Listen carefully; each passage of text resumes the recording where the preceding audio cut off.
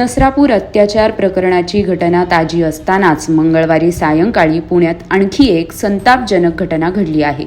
एका 9 वर्षाच्या चिमुकलीवर तिच्या सख्ख्या आजोबांनी अत्याचार करण्याचा प्रयत्न केल्याची संतापजनक घटना पुण्यातील पर्वती पायथा परिसरात घडली आहे। या प्रकरणातील आरोपीला पोलिसांनी ताब्यात घेतलं असून या प्रकरणानंतर पर्वती पायथा परिसरात तणाव निर्माण झाला।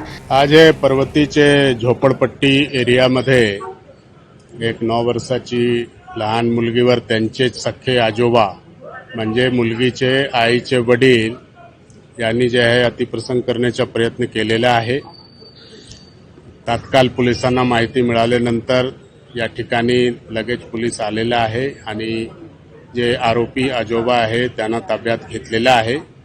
मुलगीला जे आहे ते ससून हॉस्पिटलला पाठवण्यात आलेलं आहे। तिथे त्यांचे जे आहे ते मेडिकल प्रोसेस सुरू आहे आणि त्या ठिकाणी त्यांची आई पण आहे। दोघे मुलगी आणि आजी त्यांची आई दोघे सुखरूप आहे।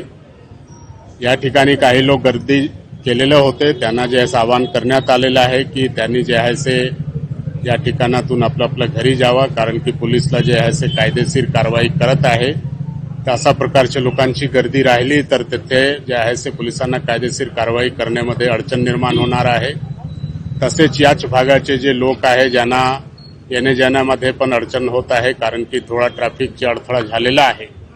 तर सर्वांना आवाहन करण्यात येत आहे की यांच्यामध्ये पोलिसने कायदेशीर कारवाई केलेली आहे आणि बाकी जे राहिलेले कारवाई आहे ते पण तात्काळ करत आहे। त्यामुळे या ठिकाणी गर्दी करण्याची काही आवश्यकता नाही आणि आपल्या घरी ते लोक जाऊ शकतात। पोलीस जे आहे सर्व कारवाई कायदेशीर कारवाई करना रहा है। इस प्रकार से जन आक्रोश दिखाई दिया है, काफी बंदोबस्त लगाया गया है पूरा पुलिस। इसमें जो है सो कुछ यहाँ पे अनुचित प्रकार न हो, इसके लिए तुरंत जो है सो यहाँ पे आवश्यकता के अनुसार पुलिस बल को भेजा गया है और वो लोग जो है सो यहाँ पे सब लोगों को समझाने का काम कर रहे हैं। चित्रा वाघ यांनी या घटनेवर संताप व्यक्त केला आहे। डोकं सुन्न होतंय। पुण्यामध्ये सख्खे आजोबा आपल्या नातीवरच अत्याचाराचा प्रयत्न करणं, काय म्हणावं याला, हे सामाजिक अधपतनाचं लक्षण आहे। या प्रकरणामध्ये पोलिसांनी तत्परतेने कारवाई करत आरोपीला बेड्या ठोकल्यात। आपली लेकरं घरातही सुरक्षित नाहीयेत का? हे असल्या लिंग पिसाटांपासून आपल्या चिमुकल्यांना वाचवायचं कसं, हा प्रश्न आज प्रत्येक आईला पडलाय। राज्याचे सन्माननीय मुख्यमंत्री देवेंद्रजी यांनी महिला आणि बालकांवरील गुन्ह्याबाबत झिरो टॉलरन्सची स्पष्ट भूमिका घेतली आहे आणि याच पार्श्वभूमीवर आजच्या कॅबिनेट बैठकीत लैंगिक अत्याचाराच्या गुन्ह्यातील आरोपींना पॅरोल मिळू नये यासाठी त्यांनी स्पष्ट सूचना दिल्या। हे निर्णय निश्चितच पीडितांना न्याय देण्यासाठी आणि गुन्हेगारांना कडक संदेश देण्यासाठी महत्वाचे आहे। मी आज कळकळीची विनंती करते प्रत्येक आईला, अगं कोणावरच विश्वास ठेवू नका। ताक सुद्धा फुंकून पिण्याची वेळ आली आहे।